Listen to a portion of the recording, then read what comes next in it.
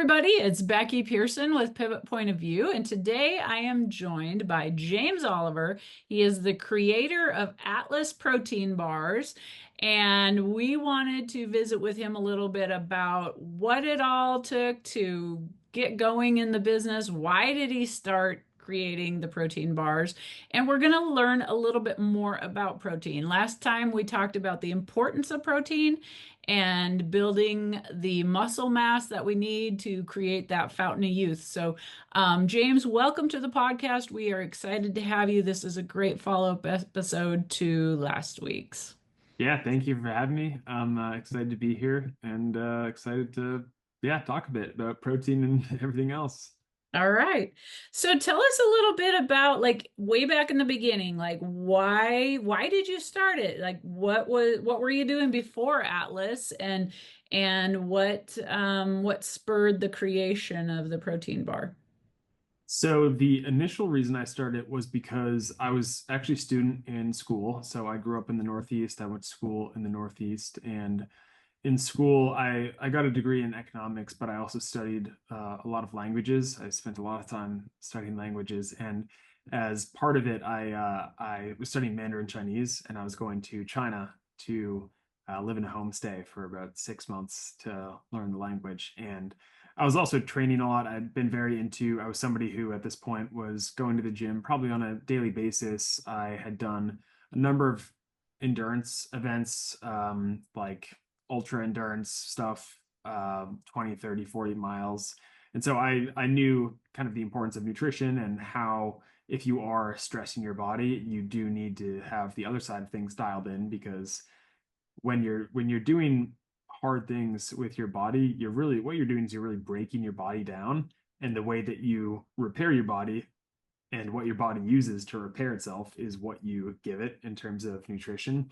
So I had just kind of absorbed a lot of information because I needed it for myself for what I was doing. And so when I was going over to China, I was like, well, I have a feeling, I'm not 100% sure on this, but I'm pretty sure that my diet is going to look very different than what I'm used to having in the States. And in particular, I think that there's going to be a lot less protein in it because it's going to be more kind of like carb based, like rice and noodles. And it definitely was. So I was trying to basically trying to make sure that I was still getting what I needed. And I was like, well, what can I do? Can I bring something over with me? And I didn't really want to bring powders because powders are just like, they're not the most convenient. You need to mix them with something. You have to clean out the shakers, whatever you're using. So I didn't want to bring that. And then I was like, okay, well, what are the other options? I could bring some kind of like food-based bar with me. And I really was just looking for something for myself. And I was like, okay, well, I want it to have good ingredients, so I feel good about eating it every single day, if not multiple times a day.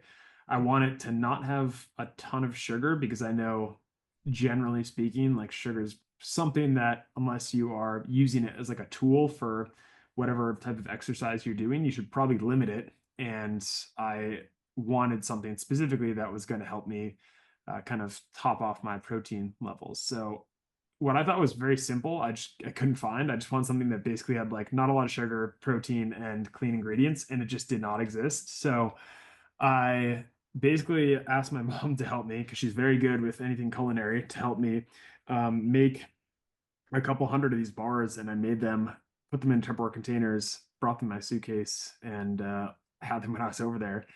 And then I got back and I had about 1 year of school left. And I was like, I think that if I had this issue, I have a suspicion that there are others that probably would want something similar too. And so I basically spent the last year of my schooling kind of pulling it all together. And I decided that, you know what, I'll give it a shot. And if it doesn't work, then it doesn't work. And I actually, the logic that I used was I'll make 5,000 of these. And the worst case scenario is that nobody will buy them. And I'll just have to eat 5,000 of these myself. That was actually what I told myself. And I was like, yeah, I'm totally okay with that outcome. Um, and obviously that didn't happen, but that's kind of the origin story of where this all came from. So you can see it's not very like it's very like I didn't sit down one day and it's like I want to start a business. It was very Yeah. organic in how it started. Right. Well, necessity is the mother of all invention, right? Yeah, So yeah. you had to fill that need that you had. So is there a meaning behind the word, the name Atlas? Yeah, it's a great question. So I before I studied Chinese, I studied Arabic, and before I studied Arabic, I studied Latin for like 8 or 9 years, and that kind of introduced me to Greek mythology. So I always really liked Greek mythology, and I also liked that Nike, the company. I learned this when I read the Memoirs book that he named the company after Greek mythology. Nike is the Greek goddess of victory, and so I was like, that's cool. I like that it has this underlying meaning to it. And so I also look to Greek mythology, and Atlas is the god titan that holds the world on his shoulders. And I was like, that's cool. It's a memorable name. It's short. It has a meaning that I think makes sense for what we're doing. So yeah, I just turned to mythology. So in the beginning, you and your mom were mixing these things up in her kitchen. Mhm. And so how long did it take? Like what year did you decide, okay, I'm gonna make 5,000 of these and see what happens? And then like how quickly did that progress to like a commercial kitchen and production facility and that kind of stuff? So we actually, the ones that we made, we never actually sold because you need to, as you kind of alluded to in your question, you need it to either say, if you're going to make a food product, I need somebody else to make this for me who has a kind of like FDA approved facility, or I need to go to a commercial kitchen that has those same approvals and do it myself. And because I didn't have any experience manufacturing food, I was like, well, let me find somebody who can, I feel that I have a pretty good sense of the recipe. Let me find somebody who can help me make it. And then I'll just take care of the selling it and the marketing it. So the initial 5,000 bars, that was with a manufacturer. I found a manufacturer who could make them for me at scale. So that was, I graduated from school in May of like, it was like May 22nd or something like that, 2017. And then the first shipment, those 5,000 bars arrived like, I think it was June 1st, 2017. And I spent the first year basically just driving around trying to sell it to different gyms in the Boston area. And then the second year, it really started to grow and started to grow fast. And then the third year, it grew even more. So yeah, it was the first year was basically just seeing is there real potential here, or am I just scratching my own itch, or is there actually something here that other people want as well? And then yeah, we went from there. But the manufacturing part is that might be the most challenging part about having a food product is manufacturing it, because I think it's easy. I certainly thought this. It's easy to think that like, oh, I can make a great whatever cookie or great banana bread in my kitchen. So why don't I sell this to other people? But making one cookie or a dozen cookies in your kitchen is very, very different than making 120,000 cookies. And you can't use the same processes.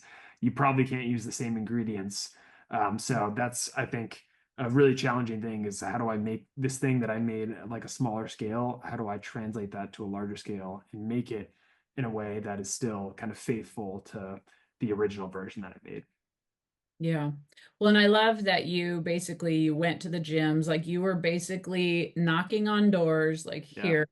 here's my product, give it a try. And I love that you guys actually sent us samples. Destry wasn't able to join us today, but you guys sent each of us a box, so it was great to be able to sample it ahead of time. And I will have to say, like it packs a punch, like the 20 grams of protein, 1 gram of natural sugar. And when you look at the ingredients, like it really truly, to me, looks like you accomplished your mission of having a very clean protein source that really, like, I kind of used it as a meal replacement on a lot of days when I was busy. I just had it in my briefcase and I would grab it if I knew I was not going to have time for lunch or something like that. So, I do think, yeah, definitely mission accomplished. And thank you for the samples. Note to other people wanting to get on the pod, if you have some free samples, that'll really get you in here quicker. So, yeah, that's awesome. So, when did you really feel like, okay, this is going to be successful? I'm doing this full time. When, or did you do that right from the beginning? Like you were all in right from the beginning, or did you kind of have this as a side hustle while you worked another job? So what I initially did is I started and I started basically full time, and what I was also doing is I was Ubering. So I would Uber in the mornings. I would get up very early. I'd get up like 4. I would Uber from like 4 to 9, whatever the morning rush was in Boston. And then during the middle of the day, from like 9 to like 2 or 3, that's when gyms are kind of the gyms that I was going to were more like CrossFit gyms. And so that's when they're kind of slower because people have gone off for the day to work. Mhm. So I actually didn't have to knock on many doors because the doors were open. You can just walk right in. So I would walk in and I would be like, hey, is the coach here or is the owner here? And then I would just be like, I'm James. I started this company. I'd love to come by one of these days and just basically sample the product here to your member. So I do that during the day, and then in the afternoon or in the evening, I would Uber again to catch like the night rush, and then whatever I made from Uber, I would basically just put back into the company. So yeah, it was definitely full time all around. I was very committed to like I wanted to do something challenging, and I was like, this is the time to basically just like go all in and to fully commit yourself to it. But I definitely didn't feel in the early years that like this is definitely going to be successful, even though in hindsight, with the experience I have now, like if you have a business and that business goes from like $50,000 in year one to like over 500,000 in year two, like I would say that's usually a good indicator that you have something that people want. But I just didn't have honestly the perspective to appreciate that, like, yeah, this is when you have over 10x growth like that, this is something that is probably you're hitting on a nerve, and that's probably one that's going to be sustainable that you can build a business around. Yeah, that is awesome. If somebody listening has an idea for a product, like what would you tell them, or what do you, looking back, like what do you know now that you wish you would have known when you first started? I think if somebody, and people do ask me this, like, oh, I have this idea, and I think a lot of people they get in their own head and they're like, well, I need this to happen. I don't have enough time, or I need to raise money, or I need whatever in order to do this. And I'm a big proponent of just getting something out there and testing it. So what I initially did actually before I even made the bars is I put together a survey that I had no product at this point, and I just put together a survey and I described the product, and I sent it out to all of these gym owners and I said, hey, I'm a student. This is for a student project.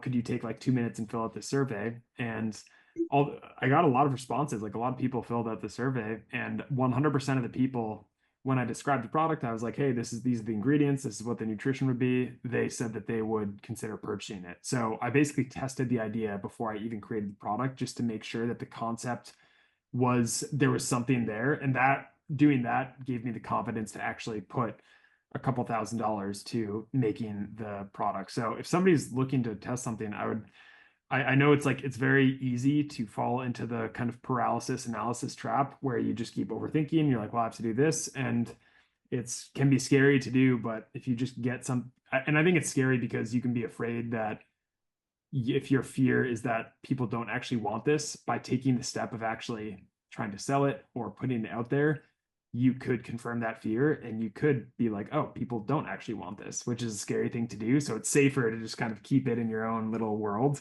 So I Mhm. would say that like just get it out there, just try and test it. Is there a way that you can test a concept in a really lightweight way that allows you to get feedback on it? Because if people don't want it, then you can figure out why and maybe you can iterate it, or you can just abandon it and go to the next idea. Because there's always another idea. And if people do want it, then you'll be able to confirm that and you can grow and go from there. Mhm. Now, did you have a business background or sales background at all? I got a degree in economics, but I wouldn't really say that that was too helpful when it comes to business and sales. I actually sold the knives in college, Cutco knives. Cool, Um, yay. We've had a lot of Cutco people on here. My daughter sells really, Cutco. So yeah, yay. that's very good. I'm somebody that isn't naturally like the person that would be comfortable walking. I don't know how many people would be comfortable knocking up to a house and just like knocking on the door and selling things. But that was very good training for me because it's hard. You have to call people out of nowhere. You're cold calling people, and you basically are asking strangers if you can come to their house for 45 minutes to do a knife presentation, which is kind of a crazy ask in this day and age. And Yeah. so that was really good experience. I did that for like almost 2 years. That was really good experience, just like cutting my teeth when it comes to the sales process. And yeah, I don't know if I would have been able to be as effective with Atlas had I not done that. Yeah. Well, that's really cool to tie that in.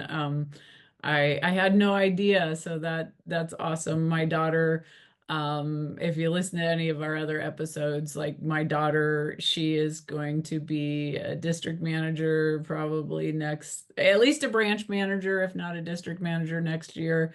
And one of her friends, he lived with us this summer. He had opened a branch office. And so we've had quite a few Cutco kids on here, and it is amazing the things that they teach. And now, after COVID, they really pivoted, and most of the presentations are now virtual and online. And so I think honestly, COVID was a good thing for that business, but it sure Yeah. teaches the kids still like a lot of really good sound business principles. So, Yeah. Yeah, yeah. they do a very good job of teaching it. I think with that in particular, it is for me, I didn't even feel like I was selling it. I felt, and I think this how you know you have good product if you just feel like you're educating somebody. And for me, I was like, well, this is the only knife you'll ever have to buy because if it breaks, they'll just send you a new one. And if you ever need it sharpened, they'll just send you a new one. So like you literally do not, there are a lot of decisions you have to make in life, and the decision around do I need to get knives is just eliminated forever because you don't have to do it anymore. So yeah, I just felt it was very easy to do because the product was good. Cool, cool. Okay, so let's talk about your product a little more. Let's talk about the types of protein and why did you pick the whey protein? That correct? That's what you have in your protein bar. So let's talk about the different types, maybe the pros and cons to each. Yeah, yeah. So I think a good starting place when talking about proteins is there's like you may have heard like complete versus incomplete proteins. And all that means is there are, I think there's 20 amino acids total, and nine of them are what's called essential. And they're essential because your body doesn't produce them, but you need them. So the only way that you can get them is by eating them, which is why they're called essential. There's also essential fatty acids. It's the same thing. Your body doesn't produce them. So because it doesn't produce them, you need to get them from somewhere, which is food. So a complete protein contains all nine amino acids. There's a lot of like in the chatter between like plant-based proteins versus non-plant-based proteins. Usually one of the common kind of pushback on plant proteins is that there are very few of them that are complete proteins. So you usually have to like mix and match them. You usually have to get like a couple amino acids from like pea protein and then a couple more from somewhere else. But with a lot of animal proteins, they're complete, including dairy. So dairy is a complete protein, which is one of the reasons why we use it. Another reason is because it gives it whatever protein you use, especially for a protein product, that kind of sets the flavor profile for it. So dairy proteins, they just kind of set like a creamy dairy protein that's easy to build off of in terms of flavors versus something like a pea protein or a rice protein that's going to create more of like a almost like a grassy flavor to it that's kind of harder to like overcome. And so you mentioned you're talking earlier soy protein. Soy protein is actually a good one because I believe it is a complete protein and it's pretty neutral from a flavor perspective, but there's a lot of really like negative perception issues from consumers around soy protein because most of it is made, I think most of it is made in China. And I do think that there have been some studies or some concerns just around the either the metals, the heavy metals that soy absorbs, or kind of pesticides, because I believe that soy is grown basically just in like a huge, almost like a huge vat of water. And so there's a lot of absorption that happens. So if you are using whatever you're using to grow it, it's going to be kind of absorbed into the soy. So yeah, we use dairy, we use whey protein because complete protein, good flavor, and it's easy to work with from like a structure. It gives a good base functionally for the product. Okay.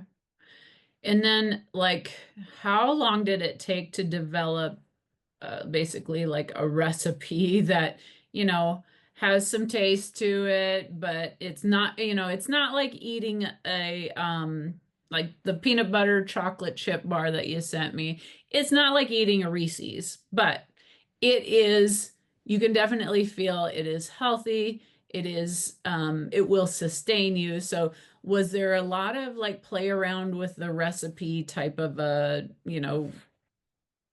deal, or did you, and how many varieties do you have, I guess?